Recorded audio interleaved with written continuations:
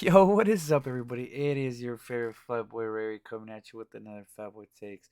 I know your boy has been MIA, and I know I always tell you I'm gonna do a pod, I'm gonna do that. I just been kind of busy with life, all right? Sometimes, you just need a break. But hopefully, this pod I do today will get me back on the damn horse. You know what? I'm gonna just say it will get me back on the damn horse. I will start doing pods again. Basically, I haven't written anything down. I just wanted to get on the mic. I'll be honest with you. I'm gonna talk about some of these NBA trades I heard. I'll talk about the NBA finals and how I feel about the finals. You guys all know I'm a C's fan. Obviously, if you tune into the pod, you know I'm a C's fan. So I'm pretty sure you know your boy's heartbroken and shit. Womp womp womp. But whatever, chin up. There's always next year. Um, yeah, so I'll talk about the finals. I'll talk about how I feel about the whole KD situation. I'll talk about the Pat Bev situation. I'll talk about the Lakers, how I feel about that whole Russell Westbrook, that fucking big three. It's kind of fucked. I'm just gonna say it, and I'll talk some NFL stuff maybe. Depends. We'll see. We'll see how it goes. We'll see how your boy feels. Uh, let's go. All right, so let's talk about the finals. Let's get this shit out the way. I got some shit I gotta get off my motherfucking chest. All right, so basically we know the C's played the Warriors in the finals, right? Um, I'm gonna be honest. This finals was. I feel like this finals was like very well. Like both teams were evenly matched. Basically, it was gonna come down to whoever closed. Like whoever had the strong fourth quarter, the strong second half. Um, like obviously the Warriors had all the experience because they're all older, they've been there before, so they to me they had the slight edge. But I feel like team wise, like both teams matched up super well together. Like like like these teams were just like evenly matched. It was gonna come down to the experience, which the Warriors obviously had the edge. They've been there before. They've been there. They've done that. Basically, let's talk about game one. Game one, the Warriors are doing their thing. They're doing what they're supposed to do at home. They're like up 15, and then the Celtics have a monster fourth quarter, and they steal that game. I know as a Chiefs fans, I was hella happy. You're like, holy shit, we took one on the road. We took game one on the road.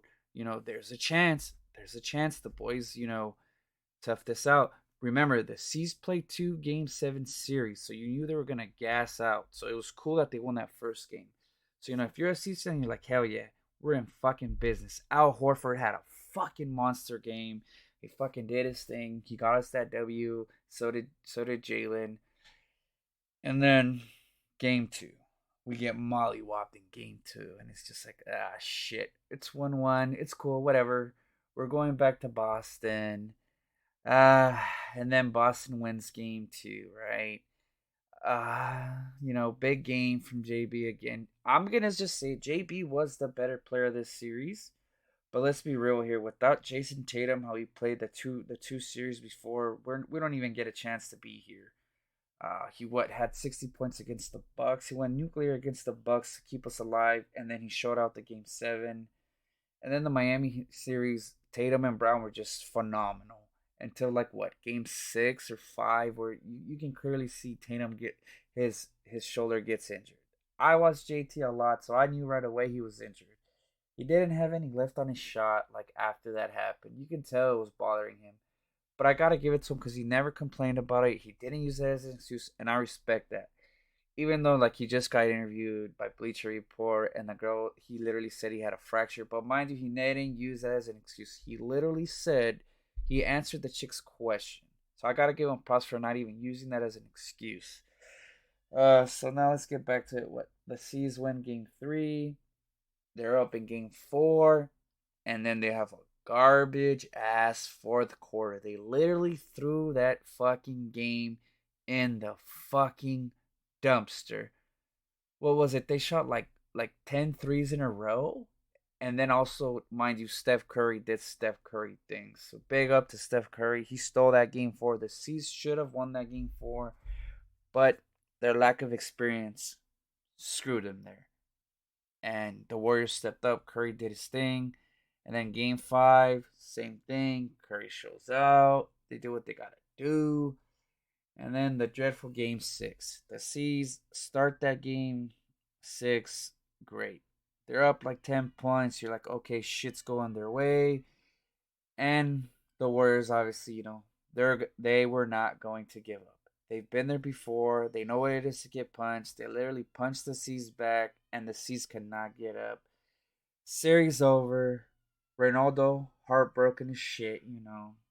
No tears, but like I'm sad. I'm a sad boy. It's sad boy hours.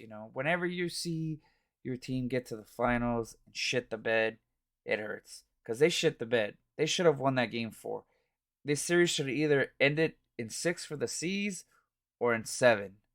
The C's choke that game four. If they don't choke that game four, maybe they take it all because they would have had a 3-1 lead. Going back to Boston, closeout game in Boston, game six. Whatever. They choked. It is what it is. Um, Sucks, but it fucking happens. But yeah, sad boys for your boys. I'm over it now. I'm looking forward to next season. I really love the addition of Malcolm Brogdon and Danilo Gallinari. I think those two guys are going to be huge for the C's, and it's going to be great actually having Derek White from the start of the season. We're not going to have to like throw him in there and feed him to the wolves and be like, "Hey man, learn how to play with these guys. Learn how to play with JP, with JT, with JB, with Al, with Rob." He's gonna have some time under his belt. So I feel like this team is still a contender. I think this team will be a number one seed or a two seed in the East. Mind you, the East is strong. It's like the East is like never been as good as it is right now.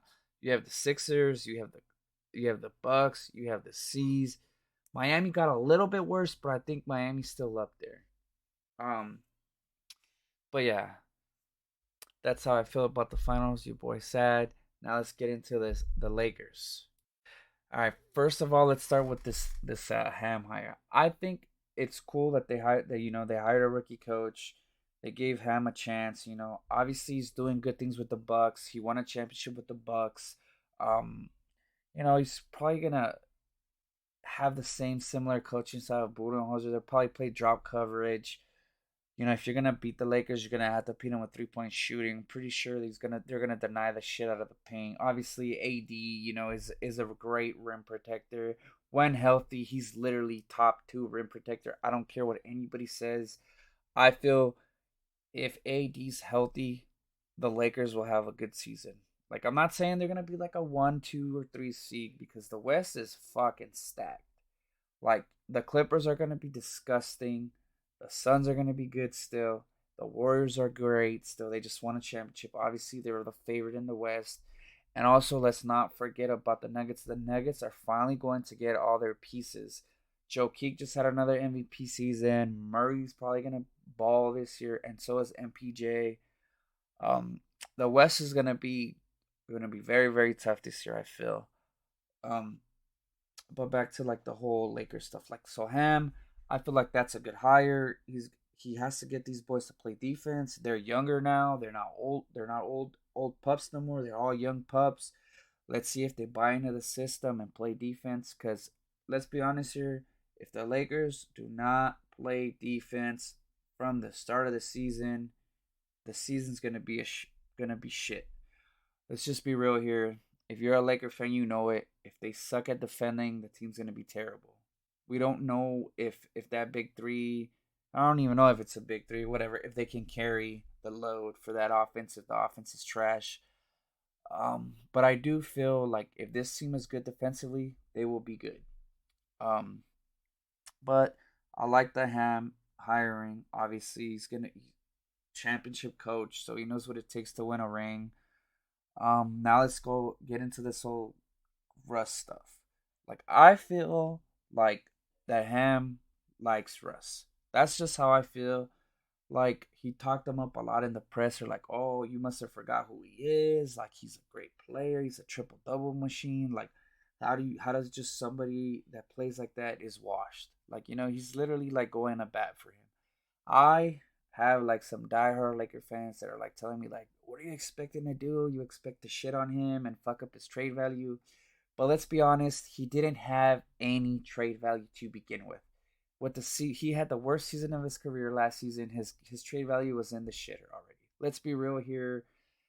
Whatever, Ham's not gonna shit on him or whatever, but let's be real. His trade value was already shit. Ham couldn't ruin it any more than it was already ruined. Um, so I like that Ham has his back. Hopefully he's being sincere and he's not gonna try to train him down the line. Um, but I feel like if this team is going to be good, Russ has to play. He's gonna have to learn to play off the ball. He's never played off the ball before, but he's going to have to learn. He's going to have to start cutting because he's not a good 3 point shooter. We already know that, and he turns the ball over a lot. We know LeBron is gonna handle the ball. It's just a given. When you play with LeBron, you gotta stand your ass in the corner and wait for the ball, or you're gonna move around and you're gonna catch the ball and for a dunk. Either or, he has to learn how to cut. He has to learn how to play off the ball. There's just no way around it. Hopefully he buys in. Ham has something planned because that's the only way this team is going to do anything. Because we already know Anthony Davis is going to get his. Anthony Davis is going to get his 20, 25 touches a game. We already know that. And LeBron is always going to get his. We know that. So Russ is going to have to find a different way to impact the game. Um, So I feel like the Lakers are a solid fourth seed if they can play defense and they can get it together on offense. I don't know if they're talented enough to hang with the upper teams. And the reason I say that because just Russ is a big like it's a big question mark. You don't know what you're gonna get. But I feel like if Russ buys in and figures out how to play with LeBron magically, this team will be in business. Um, and another thing, I don't necessarily hate that Patrick Beverly trade because Patrick Beverly is a okay 3 point shooter. He's not freaking amazing, but he's okay. He barely shoots below the league average. So I can't really like I can't say he's a great shooter, but I can't say he's a terrible shooter. At least you know he's going to play defense. And that's something the Lakers are going to need to make it to to do anything in the West. They're gonna have to play defense. And another thing I think that's good about that pickup is I like Patrick Beverly because like a lot of people hate him. I don't hate him. Yes, he gets on my nerves sometimes. He gets on everybody's nerves, but you gotta respect him. The thing with him is he doesn't give a shit. He'll call out people in the locker room. If you're not doing what you're supposed to be doing, he's going to let you know. You need those kind of players on your team, especially if you have championship aspirations. So to me, I think that's a good pickup for them because if he does end up staying with Russ, he will call his ass out and he will call out the young guys. And I think they need that. I don't see LeBron doing that as much as he used to, but I know Pat Bev will. So I think that is a great pickup for the Lakers. Um, to me, the Lakers are like kind of like I don't know what to expect because all the dudes they picked up in free agency was kind of like, oh man, if these dudes live up to their potential, we're gonna be good. But if they don't, they're gonna be kind of screwed. So it's gonna be rough. Like I think this Lakers season, I'm gonna just be honest with you, Laker fans. It's gonna be like the Celtics season last year. They might start off super, super slow and then pick it up towards the end because it's going to take them a while to learn the new system. Maybe everybody buys in right away, but regardless, it's going to take time to learn the system. Like, I'm going to be honest, last year I was talking mad shit about and then I'm turned it around and had them boys balling. Maybe the same thing happens with the Lakers. I'm just going to say this to you, Laker fans. You have to be patient. You at least have to give your coach 40 games before you're like, oh, fuck him, get him out. I learned that the hard way last year. I gave my boy 20 games and he was ass.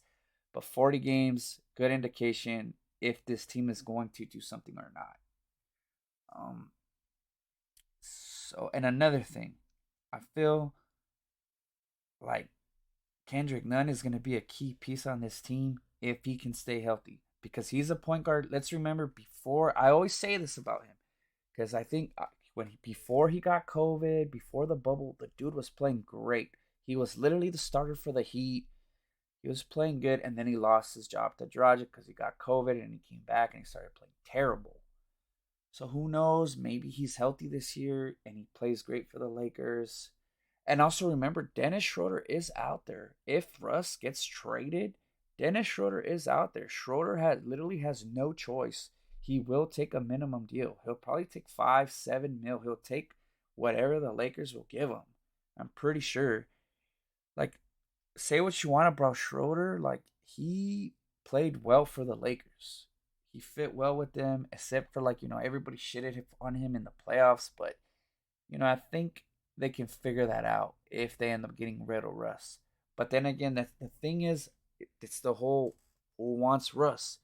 We don't know. It's like because basically it's all rumors. It's like if you want Russell Westbrook, you gotta package him with picks. But then it's like they try to do that, and then everybody says no. So it's like who the fuck is saying the truth or not? Like, come on, just if you're gonna trade for the dude, fucking do it. If not, at least just be real. Like, obviously the Lakers are gauging his value or whatever. They're shopping him, but some of these things that come out are like just straight up ridiculous, straight up fake news. It's like it's hard to believe.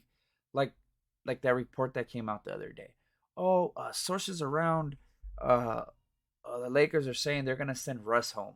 You really gonna tell me you're gonna send a 47 fucking $1 million player home, or you're gonna just let him ride the fucking pine? No fucking shot, man. That's just honest truth. There's no shot.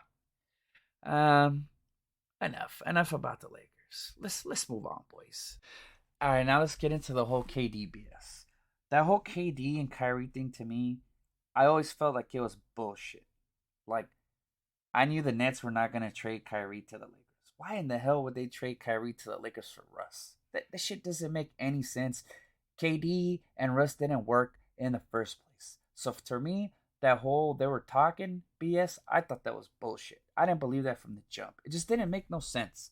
KD already played with that dude. He said, it didn't work out, and now he's worse than he was before. So why the fuck would he play with them now? That just didn't make no sense to me. And then KD with this whole bullshit, I wanna get traded, and I wanna get traded to these teams. But it's like he kind of had no leverage because he already had signed the 4-year deal. Like Kyrie has leverage, whatever. He's on a 1-year expiring contract. But then again, nobody wants that fucking nutcase. He plays part time. He literally wanted to get a new contract with a clause saying that minimum he wants to only play 50 games. He's gonna miss 32 games. Come on, man, that's nuts. Like, get out of here with that shit. You're an athlete. You get paid to do this. Like, you're in top physical shape. Like, there's no way they let you sit 32 games. Like, you swear these owners are gonna let you hurt their pocket by not playing. So now back to the KD stuff. And then the whole rumor was that JB and Derek White for KD. Yes, that was offered, but it was offered right at the beginning. And then it got leaked 3 months after. And then everybody's like, oh my God, Jaylen Brown's so mad. Literally, Brad literally had a meeting with Jaylen Brown and was like, yo, my boy, we ain't trading you. And Jaylen Brown was like, good, because I'm all in on Boston. I respect the shit out of that. You hear your name circulating in rumors and you still like, yo, I'm all in on Boston. Respect, JB. But yeah, so that was literally the best deal that got offered to the Nets. JB and Derek White and some firsts. That to me, if you really wanted a fucking future player, JB, you just saw JB go off in the finals. So you know the kid's good. And you saw him go off on your squad. You literally saw that man help JT eliminate your team in 4 games. How in the hell is that trade not good? I don't know. That was just weird. But I feel like they were kind of just testing the market to see what they can get for KD. Because the rumor has it is that they literally call back and they're like, yo, if you want fucking KD, you're gonna give us Jason Tatum. I would have did exactly what Brad Stevens did. I would have laughed at the motherfuckers and hang up the phone and be like, psych, next. And then I guess they try to trade with Toronto. the holdup was Scotty Barnes. There's no way he was gonna go to Toronto. I'll tell you that right now. They would have had to give up Siakam, Scotty Barnes, and first. That was not gonna happen. There's just no way. Um, Obviously the Lakers didn't have anything to trade, so like I don't know. Like a lot of these trade rumors are just like kind of weird. I feel like the Nets were trying to play this game, like yeah, fuck it, we're gonna do his trade request, and it's just like man, it was all bullshit. They just wanted to see what they could get, see what the market was for him. They never had any intentions of trade him. And then it's like how all of a sudden he then like what a month passes and you're like, oh man, fuck it, I want to play for the Seas now. That just didn't make any sense either. Like why wouldn't you say you want to play for the Seas off the rip? They literally just got to the finals and you're trying to win another ring. Why wouldn't you try to go there? Um, and then the whole all that BS started like, oh, it's fake. I don't know. That whole KD drama to me is just weird. It's like you kind of have no leverage, and then he like goes back and he talks to the owner and he talks to the GM and Steve Nash. He tells the owner like, "Hey man, you need to fire the GM and you need to fire Steve Nash," which doesn't make any sense to me in the world for the simple fact that this franchise took a big ass chance on you. Okay, you tore your your Achilles heel. They literally got every single player you asked for. They they let you sit out a whole year so you can rehab, like a whole year and a half. They literally did whatever you wanted, and you're gonna tell me that you were just gonna get up and leave? That to me is some shitty ass shit. Like, as a person, how do you do that? Same thing with Kyrie. Like, how do you leave your best friend high and dry? Because they're supposedly best friends, right? Like, how are you going to just be like, yo, KD, I'm out. I know I said I wanted to build this with you, but peace out. That's some whack shit. Let's just be real. Same thing with KD. What KD was doing was some big baby shit. Like, come on. This franchise literally did everything you asked for and more. Like, how was it that you were just going to leave him high and dry? Like I get you're trying to win another ring, but go about it the right way. Like, come on, dude. Have some motherfucking respect for yourself, bro. Like, because like at this point, you kind of made it seem that you wanted an easy chip, and then you were saying you wanted like there was rumors saying you wanted to play for the Warriors. Like, why would the Warriors be on your list again? Like, come on, man. It's just nuts to me. But now everything's settled, all the dust cleared or whatever, and Katie's like, all right, cool. I talked to the owner. I'm all in again. Man, that locker room's fucking ruined. You just pretty much put it out there that you don't trust this team. That you don't think this team has enough to win a championship. Which wasn't the case 2 years ago when this team was fully healthy. Which makes no sense to me. This team fully healthy is fucking lethal. And remember, they did add Patty Mills. That addition is still one of the best additions to me to this team because they needed another shooter and a point guard. So that's good. Like I don't know. I just don't understand all this stuff going on with KD. It just doesn't make any sense to me. I thought it was pretty fucking silly. Yeah, made no fucking sense. All right, now let's talk about that T Wolves trade. This trade makes no fucking sense to me, and the reason I tell you is because the floor spacing is going to be fucking atrocious. Yes, Cat is a good 3 point shooter, but Anthony Edwards has improved their 3 point stroke. He's gonna have to come back better with a better shot. D'Lo is an average 3 point shooter, so it's just like I don't know. You literally gonna have Gobert clogging up the lane. I don't get it. We already know Gobert don't got no post moves. Tracy McGrady called his ass out, and I agree 100% with Tracy McGrady. You're fucking making 30 mil plus, and your ass ain't got no fucking post moves. You literally just catch lobs all day. Like, what? You've been in the league for like 7, 8 years. Like, there's no shot you don't have any post moves. So I don't understand that trade. I guess they think that playing a too big lineup here is going to get Cat more 3 point shots. Uh, I don't know because it's not like they can give this guy the ball in the post. Because it's going to be rough when he gets double teamed and he has to pass out. Yes, it's going to be that whole pick your poison stuff, but I feel like this trade was just bad. Like I don't like it. It's all gonna like he's gonna clog the lane for Anthony too. It just doesn't make sense to me on paper. But you never know when you're on the court. It might be different. I don't get it. Um, I know obviously it's to get Cat more shots. It's to get him more 3-point shots. But I just don't know. Like I guess they're gonna be like, fuck it, Cat miss. I'll grab the board. Don't worry. I don't know. We'll see how it works out. I personally don't like the trade on paper. I think they gave up a lot. Uh, but we'll find out. Oh, and also let's talk about the Mavericks trade the for Christian Wood. So they lose Brunson, right? Their second best player. Mark Jackson. I mean Mark Jackson. Mark Cuban didn't even offer him anything. He just kind of let him go. I get it. He's an undersized guard, but that's your second best player. Uh, Tim Hardaway Jr. You don't even know what you're gonna get from that guy anymore. He's always injured, like when it matters in the playoffs. So they traded him away. They get Christian Wood, and then you find out Christian Wood's not even gonna be a starter.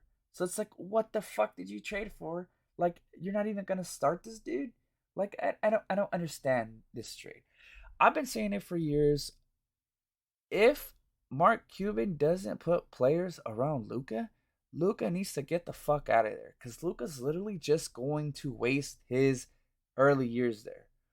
Obviously, you guys know how I feel about Luca. I think Luca's a bit overrated. Like his offensive game is great, but his defense is fucking atrocious. I don't care what anybody says when he has to guard like a Kawhi Leonard, a Jason Tatum, LeBron James is buckets on that boy's ass. Let's just be real here. Like, yes, he can guard the little tiny guards because he's like way bigger than them. But when he has to guard the bigger dudes, he gets cooked. Um, so like that's why this trade doesn't make sense to me. Like, you got a big man, but you're not even gonna start him. Like, I don't know. Like, I just feel that they had to wait on Porzingis, but I'm pretty sure that Luca and him just didn't get along because he did come out. He said it publicly. He's like, "Well, I know you guys want me to play in the post, but like, how am I supposed to play in the post when I'm getting the ball with like 4 seconds?" And it's true. If you Luca does dribble a lot, he does dribble a lot. So it's like if you're a big man, what are you gonna do when you get the ball in the post with 4 seconds? You're gonna have to hurry it up and get a shot up. You're either gonna get lucky or you're gonna take a rushed shot. Um, I don't know. I just don't like that trade. I think they should have just kept Porzingis, got him healthy, and then see how it went from there. But I'm pretty sure that team chemistry was just it wasn't there. Just from the stuff I've read that Porzingis was like, yeah, I get the fucking ball with 4 seconds. That's kind of trash. I can't really operate with 4 seconds. Um, yeah. Anything else go down? Let me see. Let me think, guys. Sorry, like I told you guys, bear with me. I didn't write anything down. All right, so now let's talk about the Nuggets. Like obviously they made a trade too, and I love that trade for Caldwell Pope. I thought that was a good trade. Yes, they lost Will Barton, but he was always injured. At least you know Caldwell Pope is going to play. The thing with Caldwell Pope though is that he's kind of a spotty 3-point shooter. But the thing with Caldwell Pope, he can defend, and they needed somebody to defend the small forwards because MPJ cannot defend the side of a barn right now. So I understand that trade. That trade made sense to me, but to a lot of analysts, that trade did not make sense. But I feel like that's a great trade because you're going to be able to hide Michael Porter Jr. He's not going to have to guard like a crazy ass small forward. So for me, that was a good trade. I know a lot of analysts hated it. I do not hate that trade. I honestly love that trade. Hopefully he plays to his capability because if he does, I promise you, I put any amount the fucking Nuggets are a top 3 seed if that dude can play defense on them small forwards and hide MPJ. I promise you that team is a top 3 seed in the fucking West. Joe, with the numbers Joe Keek put up last year, dude, Joe Keek literally carried those dudes in the playoffs, man. I just felt so bad for him. It was like he was alone out there, like he was alone out there. So And you guys know me, I'm a big Jokic fan. Like I've always gassed that dude up, and I feel like he deserves all the praise he gets. That dude is a fucking baller, and he's still slept on, 100%. But yeah, I like that move a lot. Um, and Orlando, you got yourself a good one. That dude you drafted number one's gonna be legit. Also, I'm fortunate for Chet that he got injured. I like that pickup for the Thunder. I like that Thunder nucleus. Those kids are going to be good like in 2 or 3 years. I promise you. If Chet comes back healthy with Giddy with Gilchrist Alexander with Chet, that team will be a solid team for some time if they can keep all those kids together. Because obviously they're gonna want to get paid, but if they can keep them dudes together, I like their chances down the road. I'm not saying championship or whatever, but I like their chances down the road. Um, yo, also before I forget, rip Big Bill Russell. Whew. Tears, sad day. Day he died. Also, happy Mamba Day to everybody. I know it was 2 days ago, but I haven't been pawning. So happy Mama Day. Enjoy that day, you Laker fans. I don't like Kobe, but I gotta respect him. Baller, for real. So rip Kobe, rip Bill.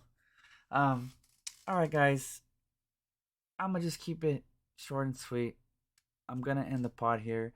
If you guys have anything you guys want me to talk about, like on the next pod, shoot me some ideas on Podbean or just hit me up on Pandora. Hit me up on anything. I'm on Spotify. I'm on Apple Music. I'm on all that stuff. So if you guys want, I'm on Twitter at fatboytakes.com. Add the Twitter, add the IG, fatboytakes, at Twitter, fatboytakes. I'm such a clown. But yeah, the Twitter's at fatboytakes. The Instagram's fatboytakes. You guys can hit me up on there if you guys want me to talk about anything. Um, yeah. And for the football pod, I'm just gonna just leave that for another day, cause like for that one, I actually kind of gotta prepare, cause like I'm not like super knowledgeable in football. I'm gonna just keep it 100. I actually gotta look at stuff, and I gotta know what I'm gonna say. I'm just gonna be transparent with you guys. I ain't gonna bullshit you. You guys know how I get down. Um, and I'm debating if I should have a guest or not. We'll see. And I know fantasy football season's coming up. So good luck to all you motherfuckers drafting next week. All of September. Good luck, everybody. Uh, May you win your draft. All right, dudes. I'm gonna get out of here. You guys have a great day. Take care. Like I said, if you guys want me to talk about anything, any questions, the Twitter's at Fatboy Takes. The Instagram is Fatboy Takes. It's all together, one word. Um, have a wonderful day. Have a wonderful Friday. I hope I didn't bore you. And yeah, peace.